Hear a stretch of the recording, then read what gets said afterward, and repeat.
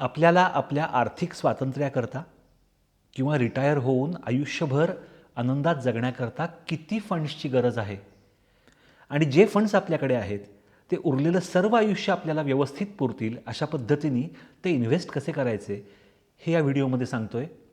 शेवटपर्यंत नक्की बघा.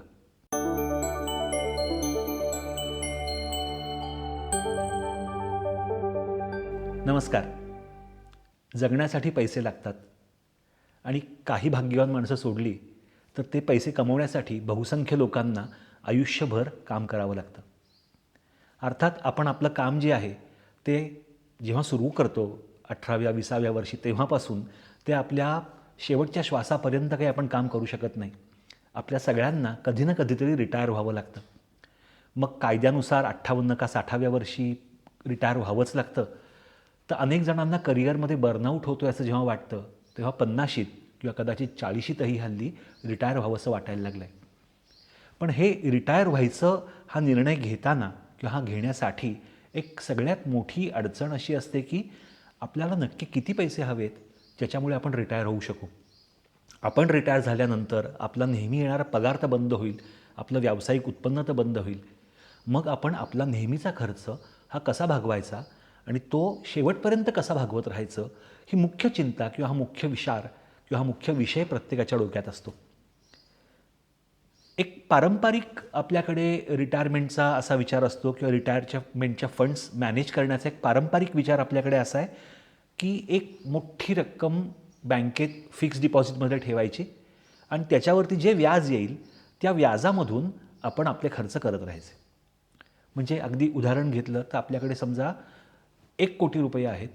1 कोटी रुपये बँकेत फिक्स डिपॉझिटला ठेवायचे आणि त्यातून जे काही व्याज येईल, समजा सध्या 6 लाख रुपये व्याज येत असेल तर 6 लाख रुपये वर्षाचा व्याज म्हणजे 50,000 रुपये महिन्याचा खर्च हा त्यातून आपला भागवत राहायचा. आता या विचारामध्ये किंवा या ॲप्रोचमध्ये एक 2 मुख्य अडचणी आहेत. पहिली अडचण अशी की फिक्स डिपॉझिटवरती आज मिळणारं व्याज हे पुढची 30, 40, 50 वर्ष तसंच मिळत राहील याची कोणतीही शाश्वती नसते. आपल्याकडचे व्याजदर हे कमी जास्त होत राहतात. ते अगदी 4% खालती जातात, कधी तर कधी 7-8% वर जातात. सध्या 6-7% मिळत आहेत म्हणजे पुढची 30-40 वर्ष तेवढंच व्याज मिळत राहील याची काहीही शाश्वती नसते.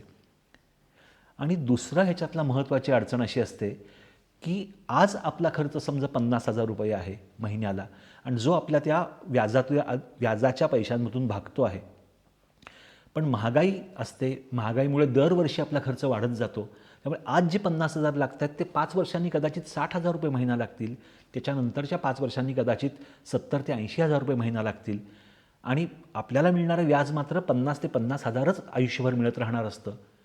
तर महागाईनुसार आपला वाढत जाणारा खर्च हा फिक्स डिपॉझिटमधून येणाऱ्या उत्पन्नामध्ये भविष्यात भागला जाऊ शकत नाही.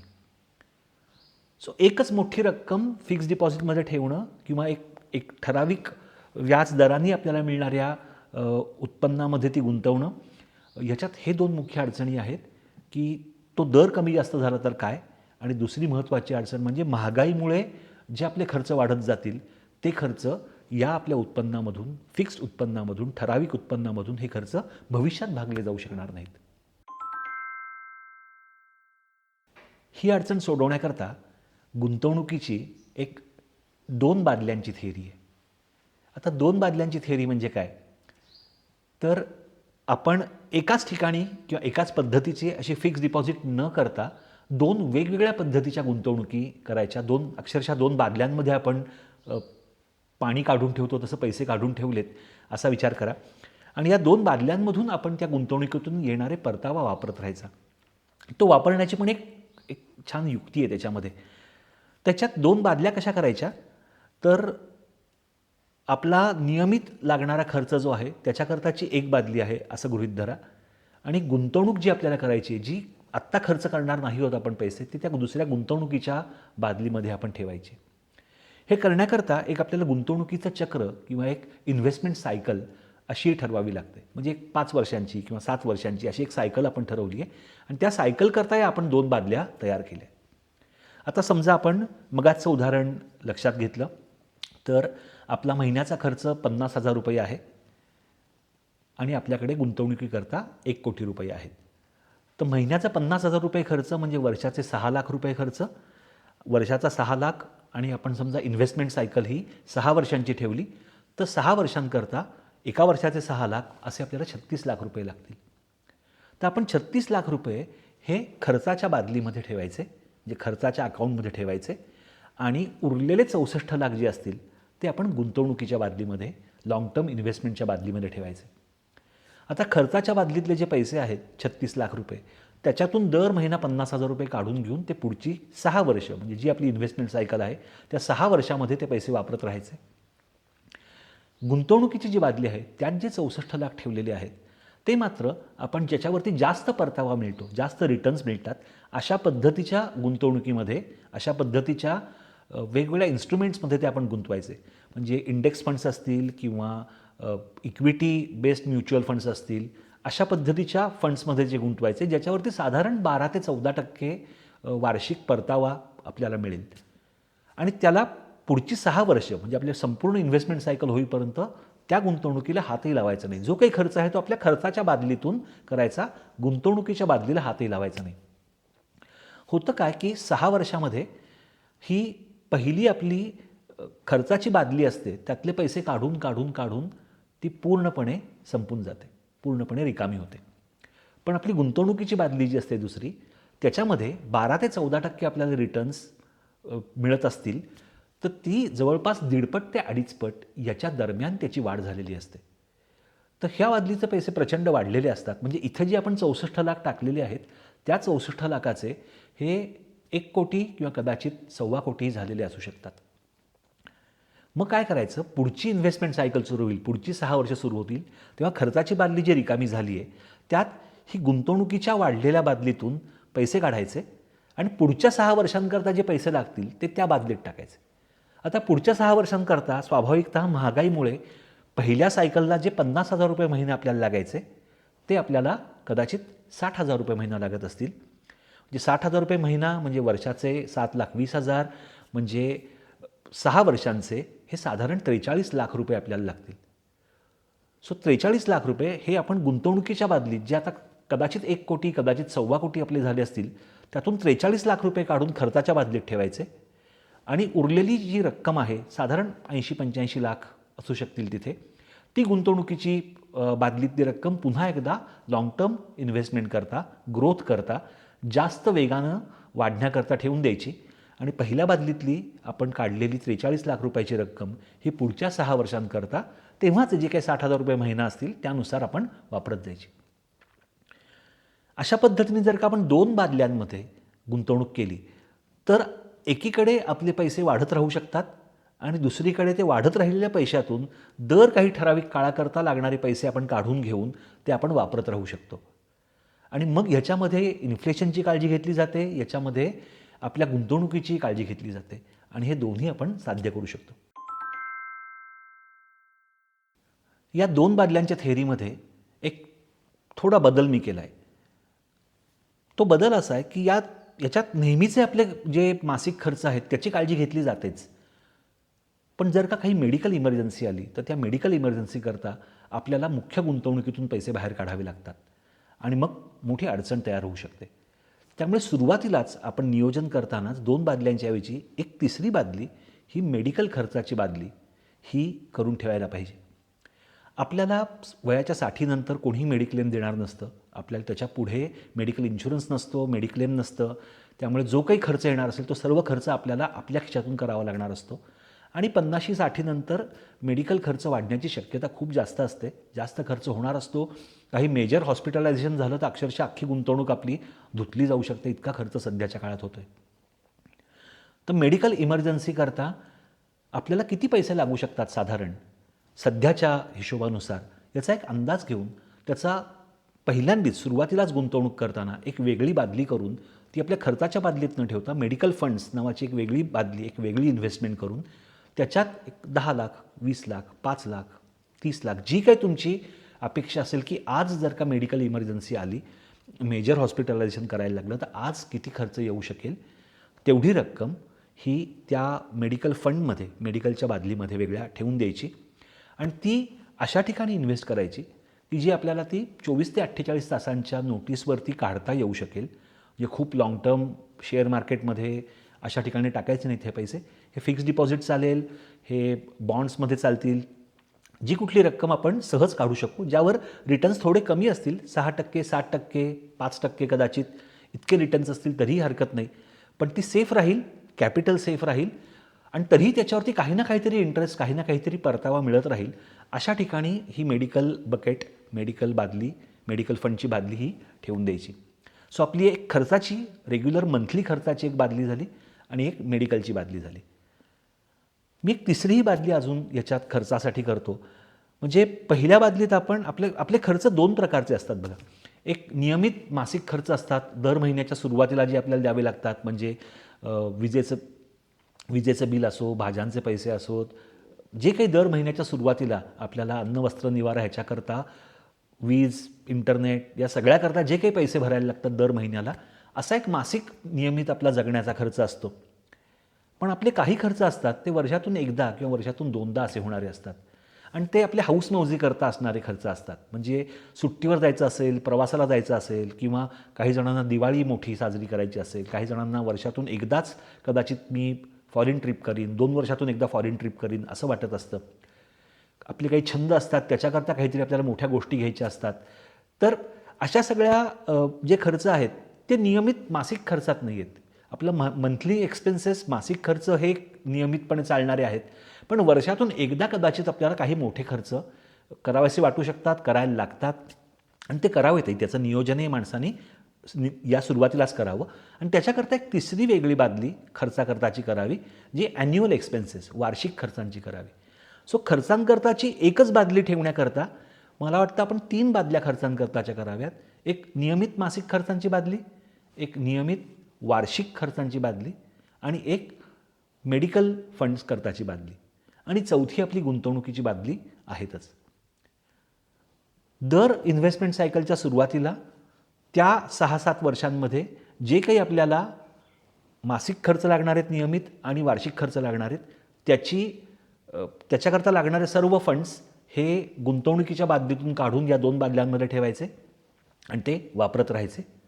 मेडिकलच्या बादलीत एकदाच आपण सगळ्या इन्व्हेस्टमेंट करताना सुरुवातीलाच एक पैसे ठराविक जी रक्कम आहे ती भरून ठेवायची. ती कधीही आपल्याला लागू नये अशी आपण प्रार्थना करायची.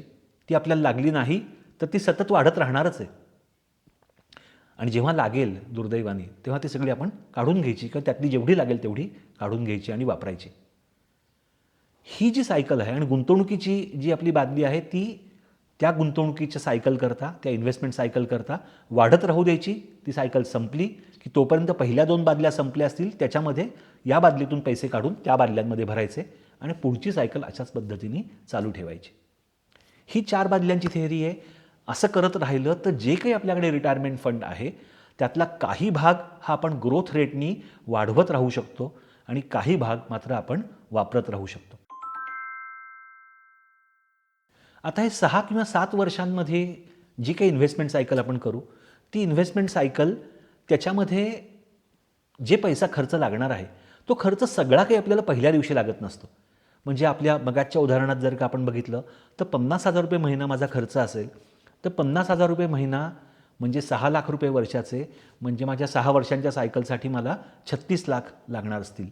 तर 36च्या 36 लाख मला जरी मी पहिल्या बादलीत काढले असले तरी मला ते आजच्या आज वापरायला लागणार नसतात सगळे. मला त्यातून दर महिन्याला 50,000 काढायचे असतात.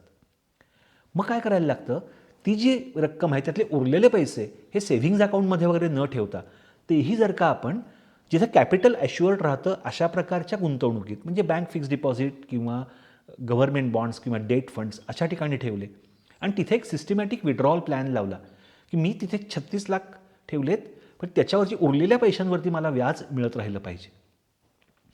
हा जर का हिशोब केला तर उरलेल्या पैशांवरचं व्याज मिळत राहत आपल्याला 36 लाखांच्या ऐवजी काही पैसे कमीच ठेवावे लागतात. अर्थात याच्यात इन्फ्लेशनचा, महागाईचाही विचार करायला लागतो, कारण या 6 वर्षातही महागाई दरवर्षी थोडी थोडी वाढत असते. सो एकूणात ही 36 लाखाची रक्कम किती होईल तर ती मला फिक्स्ड डिपॉझिटमध्ये मिळणारं व्याज वजा माझा महागाईचा दर जो आहे दरवर्षीचा तो, याची जी नेट रक्कम आहे ती रक्कम गृहीत धरून मला 36 लाख ॲडजस्ट करायला पाहिजे. तर तो एक कॉम्प्लिकेटेड गणिताचा फॉर्म्युला आहे, तो वापरून ती रक्कम काढता येऊ शकते. गुंतवणुकीची रक्कम सुरुवातीला किती असावी की जेणेकरून माझ्या पुढच्या 2, 5, 10 इन्व्हेस्टमेंट सायकल्स मी फंड करू शकीन? हा बऱ्यापैकी कॉम्प्लिकेटेड फॉर्म्युला आहे. म्हणजे ह्यानी असं होतं की माझ्या पहिल्या इन्व्हेस्टमेंट सायकल, माझा आजचा महिन्याचा खर्च किती, तो किती वाढत जाणार आहे, इन्फ्लेशननुसार, महागाईनुसार तो कसा वाढत जाणार आहे, तो पुढची 6 वर्ष, 12 वर्ष, 18 वर्ष किती वाढणार आहे, 18व्या वर्षाच्या शेवटी तो किती असणार आहे, हे सगळं गणित करता येऊ शकतं. महागाईचा दर असतो, त्या सध्याचा दर आहे तो तसाच राहिला तर त्या दरानुसार मला हे सगळं कॅल्क्युलेट करता येऊ शकतं. पण हे खूप कॉम्प्लिकेटेड असतं. तर हे सगळं कॉम्प्लिकेशन सोडवण्याकरता हे अत्यंत त्याची प्रेझेंट व्हॅल्यू, फ्युचर व्हॅल्यू, इन्फ्लेशनचे रेट, गुंतवणुकीचे दर, हे सगळे गृहीत धरून एक कॅल्क्युलेटर मी तयार केला आहे. तर तो कॅल्क्युलेटर, त्याची लिंक इथे तुम्हाला देतो आणि हा ॲक्च्युली दाखवतो हा कसा वापरायचा ते. तर तो कॅल्क्युलेटर नक्की बघा आणि तुमचं स्वतःचं रिटायरमेंट फंडचं प्लॅनिंग तुम्ही हा कॅल्क्युलेटर वापरून नक्की करू शकाल. ते करून बघा आणि काही फीडबॅक असेल तर सांगा. तर हा कॅल्क्युलेटर आपण आता बघूया.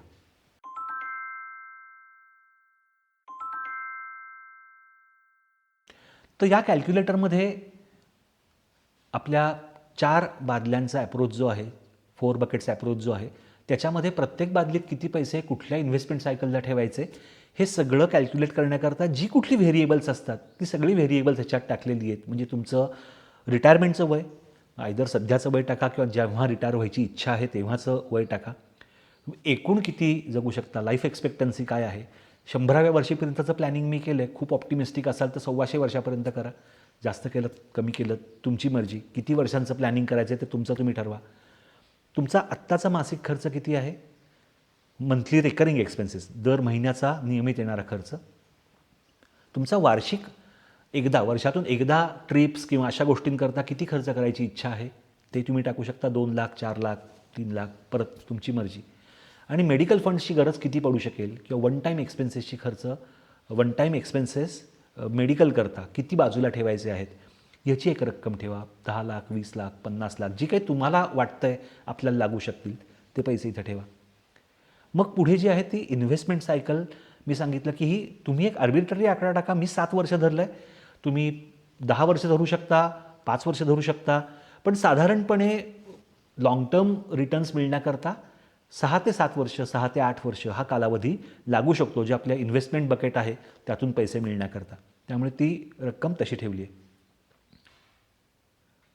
ही इन्व्हेस्टमेंट सायकल झाली. मग तुम्हाला फिक्स्ड डिपॉझिटवरती मिळणारा जो इंटरेस्ट रेट आहे तो किती आहे अशी तुमची अपेक्षा आहे.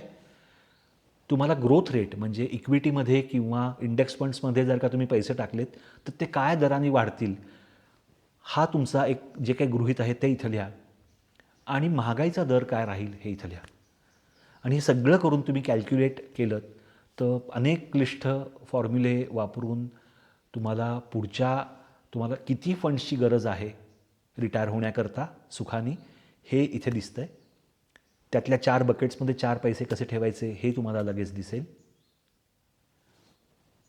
पुढच्या सायकल्स करता तुम्ही बघायला गेलात तर त्याच्या खाली तुम्हाला पुढच्या प्रत्येक सायकल करता तुमचा महागाईनुसार मासिक खर्च आणि वार्षिक खर्च किती वाढलेला असेल ते दिसेल. म्हणजे तुम्हाला टोटल फंडची रिक्वायरमेंट त्या सायकलला किती आहे हे आपल्याला याच्यावरून लक्षात येईल. आणि मग अजून आपण खाली गेलो की आपल्याला त्याच्या पुढच्या प्रत्येक सायकलला तुमच्या वयानुसार त्या वयात तुम्हाला प्रत्येक बकेटमध्ये किती इन्व्हेस्टमेंट करायला फंड्स असतील आणि ते कसे इन्व्हेस्ट करायचं हा संपूर्ण तक्ता इथे तुम्हाला दिसेल. तो वापरून बघा. याच्यात वेगवेगळे व्हेरिएबल्स आहेत, ते वेगवेगळे व्हेरिएबल्स ट्यून करून बघा, त्याचा प्रयोग करून बघा, काय नक्की उत्तर समोर येतं आहे ते बघा. आणि ह्या अप्रोच वापरून इन्व्हेस्टमेंट आपण करू शकतो. आपण आपल्या गुंतवणुकीचं प्लॅनिंग करू शकतो आणि आनंदी रिटायर्ड आयुष्य जगू शकतो. तर ते जगूयात. काही प्रश्न असतील तर नक्की विचारा. सगळ्यांना खूप मनापासून शुभेच्छा.